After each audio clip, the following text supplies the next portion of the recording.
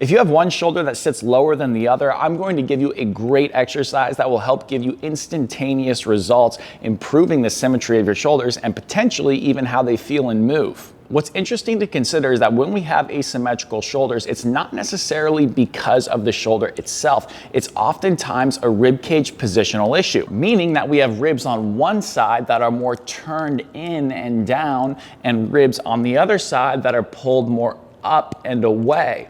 So this represents when we breathe where we're getting expansion within our rib cage every single breath we take, tens of thousands of times a day. If these ribs are constantly pulled down, then they can't probably expand very well. You see, when we inhale, we should get 360-degree expansion on both sides of our rib cage, from front to back and side to side. But if we can't get that, then we're going to probably find the path of least resistance to breathe in and create expansion. So if I've got ribs that are down on one side and open on the other, well, you can see what that just did to my shoulder right here.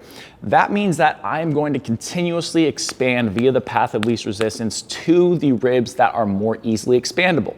This would be the left side in this example right here. So now I'm just going to feed that over and over and over again, and I can do all the muscular activation exercises I want to help try to bring my shoulder down on the left side, whether that's low trap work, upper back work, whatever it may be.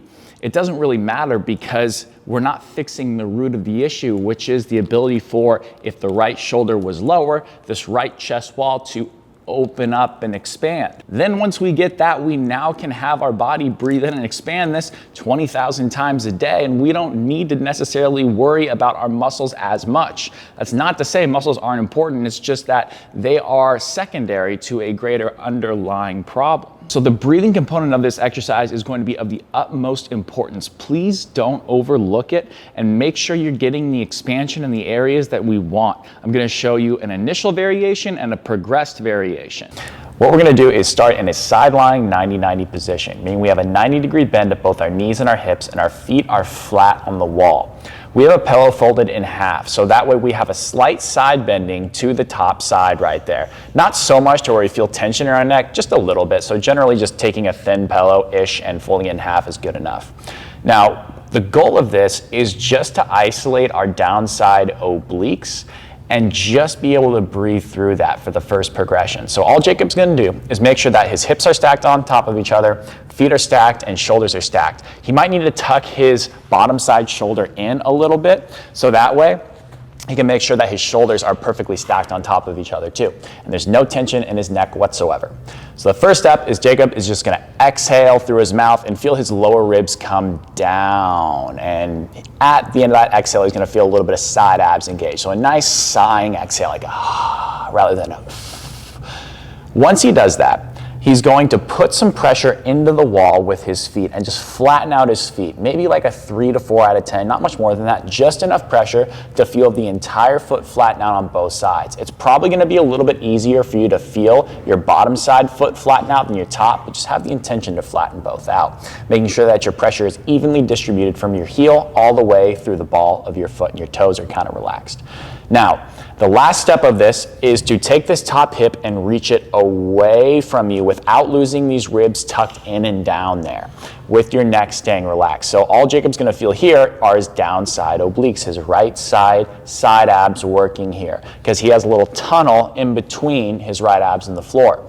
And all he's gonna do is sit here and breathe in through his nose, out through his mouth, focusing on keeping his neck relaxed, feeling the abs work, and pressure through the floor, which is the wall here. If you're struggling to find your downside side abs, you could take that bottom side elbow and then have your fist up towards the ceiling and then push that into the ground gently, about 4 or 5 out of 10. And that should help you create that tunnel between your abs and the floor. Just make sure your hip stays flat and also your ribs are staying tucked in as you do that. We may also cue you to reach overhead, but not so far overhead to where your ribs are gonna flare like that. That's the biggest mistake right there. We don't want that. We just want to be slightly out in front of ourselves, and that should help you be able to find those downside side abs effectively.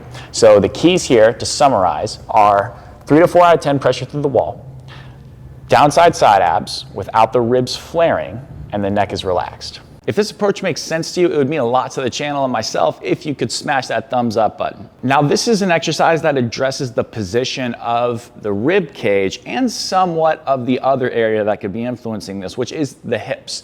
Now, for example, if I had a higher hip on one side, that's gonna bring the shoulder in most cases down on that side.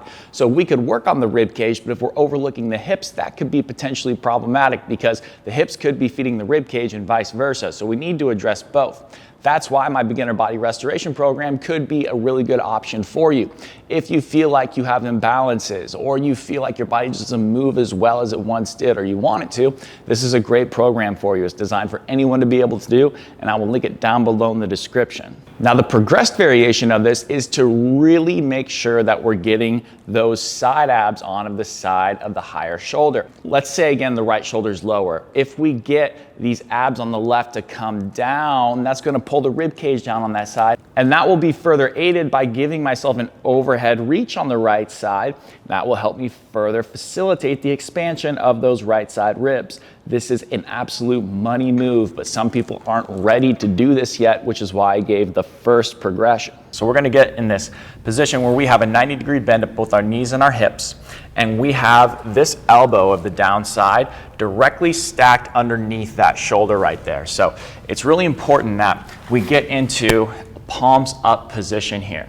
But if you feel any wrist or shoulder pain doing that, you could go more neutral as long as you're feeling this outer bone in your wrist right here in contact with the floor. So to initiate this, Trevor's going to push through the ground. He's going to go up and he's going to feel probably a little bit turned towards the left side, the downside left side there. So as he breathes in through his nose and out through his mouth, he's gonna feel his left side abs engage more because they're working to hold him up here. But as he inhales, he's gonna feel his right side open up a little bit.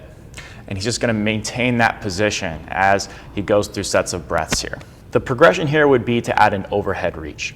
So as Trevor goes up into the side plank position, he's gonna reach directly overhead, but not so far back behind him to where his ribs flare and extend. He wants to be, if anything, just a tiny bit in front of his head. He just wants to let that arm hang out and chill.